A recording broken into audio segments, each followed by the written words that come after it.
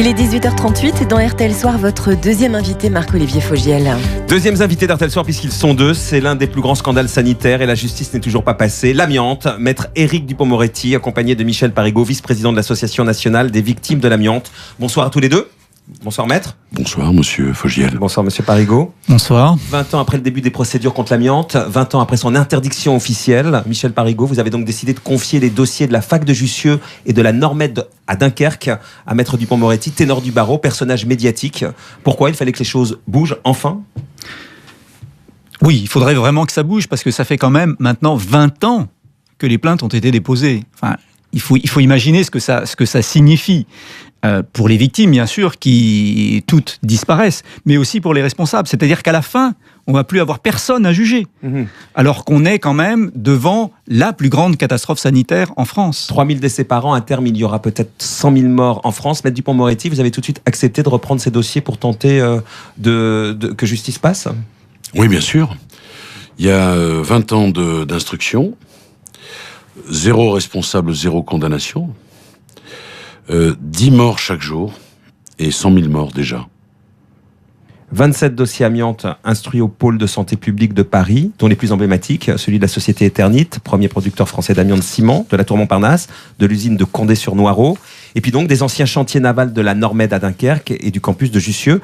Vous allez vous occuper clairement de ces deux dernières affaires pour qu'on comprenne bien aujourd'hui où en est la justice, maître Dupond-Moretti. Elle dort du sommeil de l'injuste. Il y a une annulation qui a été prononcée, annulation de mise en examen qui concernait Martine Aubry. On en prend acte, on n'a rien à dire là-dessus. La justice est passée. Mais, à l'échelon du dessous, on a la certitude et on a la preuve que des gens de l'administration ont tout fait pour ne pas faire remonter les informations. Et en particulier, ces gens-là ont accepté le lobbying que proposait l'amiante.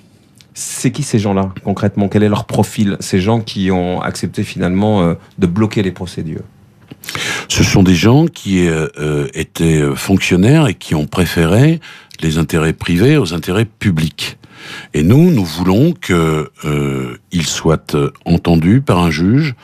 Nous avons des éléments à donner à la justice pour qu'ils soient mis en examen. Enfin, c'est pas la faute à personne, cette histoire-là. Et il y a une espèce de carence. Je rappelle quand même que les victimes ont droit à un procès équitable, premièrement, et dans des délais raisonnables. Justement, deuxièmement. C'était ma question, c'est quoi ? Vous espérez quoi ? Aujourd'hui, vous reprenez ces dossiers. On va faire un petit point avec vous, Michel Parigot, sur où on en est de l'amiante aujourd'hui. Mais vous espérez quoi en termes de justice, Éric Dupond-Moretti ? Quel calendrier et est-ce que vous avez bon espoir ?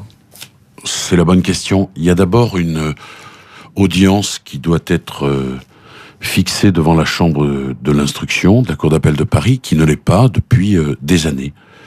Et la première démarche, c'est de demander au parquet général de bien vouloir audiencer cette affaire. Que l'on sache si, aux yeux de la justice, cette affaire est morte, ou si il y a encore des choses à faire. Car que la justice se positionne, clairement. Bien sûr, bien sûr. Et nous voulons qu'un juge d'instruction nous entende. Il y a une multitude de juges d'instruction qui se succèdent dans ce dossier, et le seul acte fait par ces juges d'instruction, c'est ordonner des expertises, et rien d'autre. Donc maintenant, vous voulez que ça s'accélère pour qu'on comprenne bien.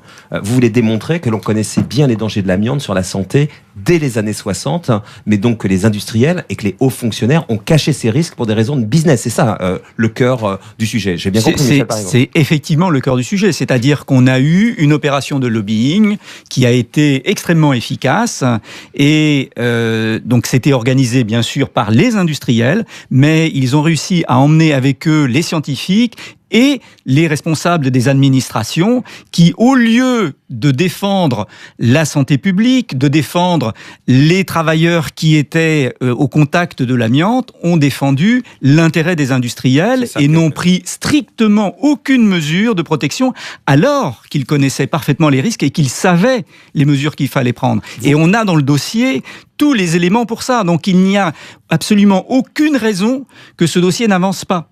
Vous étiez chercheur au CNRS à Jussieu au moment de cette affaire. Comment vous êtes intéressé à l'amiante? Tout à l'heure, j'employais le terme de lanceur d'alerte. Ça ne plaît pas parce qu'il n'aime pas les lanceurs d'alerte, Éric Dupond-Moretti, par principe, mais c'est un peu ça votre profil. Pas du tout, mais invitez-moi, je vous expliquerai la différence. On l'avait déjà fait. Non, je vous expliquerai la différence entre quelqu'un qui s'occupe des victimes et quelqu'un qui est un lanceur d'alerte, au sens où on l'entend aujourd'hui. En tout cas, vous êtes senti le porte-voix des victimes de l'amiante qui était sous vos yeux à Jussieu, c'est ça?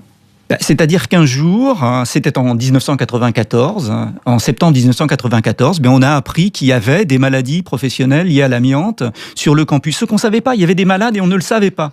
Et bien, du jour au lendemain, on s'est dit non. Ça doit s'arrêter. On ne peut pas continuer comme ça. On a créé le comité anti-amiante de Jussieu et on a lancé la bataille. D'abord sur Jussieu, et puis c'est devenu quasi immédiatement une bataille nationale, précisément contre la structure de lobbying qui faisait qu'on ne prenait strictement aucune mesure.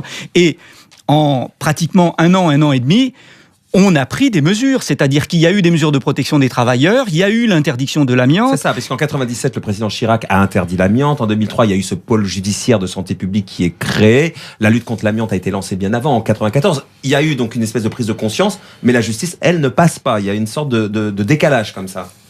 Oui, il y a un décalage énorme, mais il a fallu combattre pour avoir un pôle de santé publique, ensuite pour avoir des magistrats. Maître Dupond-Moretti, vous voulez ajouter? Oui, il y a quelque chose d'assez paradoxal, c'est que à la fois, il y a des mécanismes d'indemnisation qui ont été mis en place, et en même temps, on ne réussit pas à obtenir une responsabilité pénale. Parce que clairement, aujourd'hui, il y a des gens qui sont indemnisés. Comme concernant l'indemnisation des victimes, on en est où, en fait?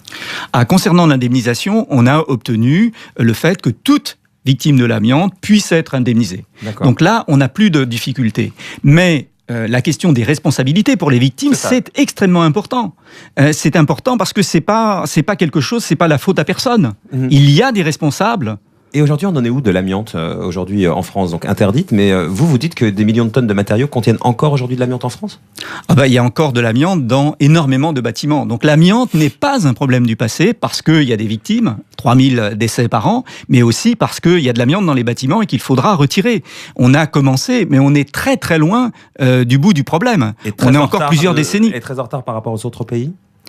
En matière de retrait, non. Maintenant, on n'est plus en retard par rapport aux autres pays, certainement un peu par rapport à l'Allemagne, mais plus vraiment en retard. Mais il n'empêche qu'il faut faire ce travail. Pour conclure, Maître Dupond-Moretti, vous qui connaissez la justice, j'allais dire mieux que personne, et on comprend bien toute cette histoire, comment vous expliquez qu'on en soit là 20 ans après? Pourquoi la justice, vous l'avez dit, il y a eu les freins, mais en même temps, pourquoi la justice ne passe pas? C'est la question qu'on se pose encore après vous avoir écouté depuis 8 minutes. Mais j'en sais rien du tout. Moi, il y a 4 juges qui se succèdent. La seule idée qu'ils ont, c'est d'ordonner des expertises stop et fin. Est-ce qu'ils sont tétanisés? Est-ce que j'en sais rien. C'est à ces responsables-là qu'il faut poser la question. C'est pas à moi. Et votre message à ces responsables-là? C'est qu'il y ait au moins un juge qui ait envie de faire quelque chose. Voilà, la justice, c'est d'abord la signature de ceux qui la rendent. Merci beaucoup, Michel Parigot, Éric Dupond-Moretti. Un livre à venir, donc au mois de février. Direct du droit. Vous faites de la boxe également, donc aussi. C'est ça, oui, on ne peut rien vous cacher, Marco. Merci, Maître Dupond-Moretti. Merci, Michel Parigot, d'être venu ce soir sur RTL.